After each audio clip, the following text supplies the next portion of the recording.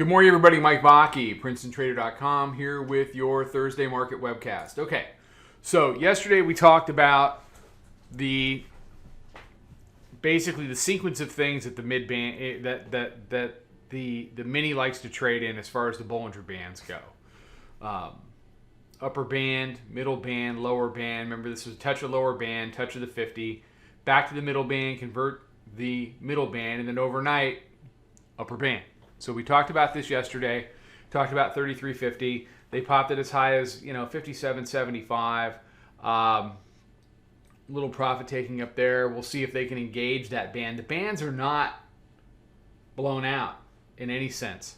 They are, the Bollinger Bandwidth today is under 4. I'm not saying we're going on a band ride, but I'm saying you can't take it off the table, especially with the price action to the downside, which has been, pull it in a little bit. Basically, defend an area, couple higher lows, and then, just watch the bears just slip away. So, from 32.12, where we were last week, they've gone and done a full V, plus 20 on top of that.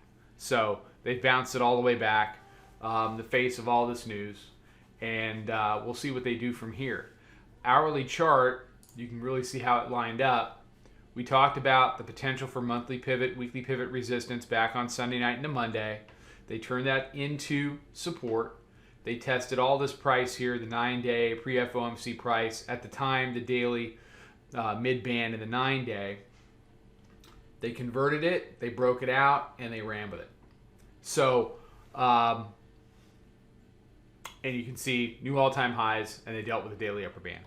So it's been a really nice trading week. It's been a great way to start February. We didn't take a lot of trades yesterday. We were short 25, which was nice. Did a couple of longs. All told, it was a 22 handle day. We did 8 overnight on the long. I didn't catch the move to 57. I was asleep. I just had a loose runner. So I took my runner for like 8 when I woke up this morning. Grabbed 10 on the middle. So, but that's going to happen when you trade overnight. There's nobody's going to tap you on the shoulder and say, we're at the highs. You're going to want to punch out of this. As we get into the open, the hourly mid-band sitting at 41.88. You've got VWAP coming in the 46s. 5-minute mid-band in the 46s. Our proprietary moving average is at 44.83. So 41 to 46 looks like it wants to be a battleground. We'll have to see what they want to do there. The potential for a very choppy, whippy open is there. It's going to be important in that zone from 41 to 46 who is going to win that area. If the bulls win the area, then you'll get a retest of the highs. If you get some news that they're back, you could do more. If the bears win that area, I don't see any reason why you wouldn't want to come back and retest 33 to 37 on the downside. At that point, you'll have lost this hourly mid-band support, and that would open up a move to test 33. And if they get some news that they're back, you could see some profit taking.